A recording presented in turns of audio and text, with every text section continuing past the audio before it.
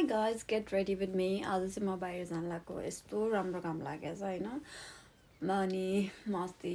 Scotland गएर आएको यस्तो चिसो थियो लाइक चिसो भन्दाखेरि पनि त्यहाँको चिसोले चाहिँ हामीलाई चाहिँ केही इफेक्ट गरेन बट लाइक चिसो थियो इन्भाइरोमेन्ट चाहिँ अनि जे होस् एक दिन पानी पर्ने एक दिन चाहिँ घाम लाग्ने हुन्छ नि लाइक स्विच जस्तो भएको थियो अनि त्यहाँबाट आइसकेपछि चाहिँ यहाँ लन्डन आउँदाखेरि चाहिँ वेदर चाहिँ यस्तो राम्रो भइरहेको छ एन्ड सो आज चाहिँ यस्तो राम्रो घाम लागेको छ म बाहिर घाम तापेर आएर अनि अहिले चाहिँ बाहिर जानु लागेको किनकि मलाई यस्तो नेपाली हुन्छ नि सामानहरू त यस्तो क्रेभिङ भइरहेको छ अनि म अहिले चाहिँ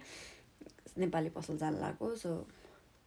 त्यसको लागि रेडी भएर निस्किन्छु अनि त्यसपछि अनि त्यहाँ एकजना बहिनीलाई नि भेट्नुपर्ने छ so yeah let's get ready with me